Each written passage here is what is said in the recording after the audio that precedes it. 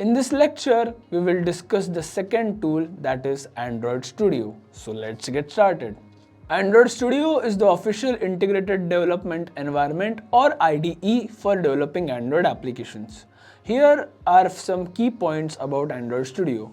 It is built on the IntelliJ IDEA platform, providing a robust and feature-rich environment for developing Android applications.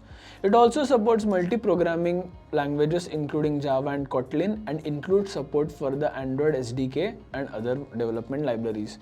It provides various tools for testing and debugging Android applications, including emulators and virtual devices. Android Studio installation practical. To install Android Studio on a Windows machine, follow these steps. Open your browser, type Android Studio into the search bar, then press enter. Navigate to the official Android Studio download site. Scroll down to the Android Studio download section and click the latest version for Windows to download it. Once the file is downloaded, double-click on the Android Studio executable to install Android Studio onto your system. Now, we will demonstrate how to use Android Studio to create an emulator. Open Android Studio and navigate to Device Manager. Click on the Create Device option and choose Galaxy Nexus from the list of available phones. Click Next to move on to the next step.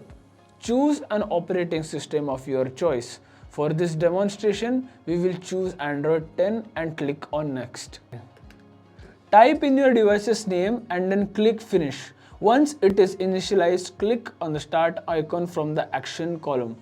For the final step, click Device Manager to open the emulator. We can check whether the emulator is online by opening the command line console, typing ADB devices and hitting enter. Here we can observe that the emulator is online and working fine.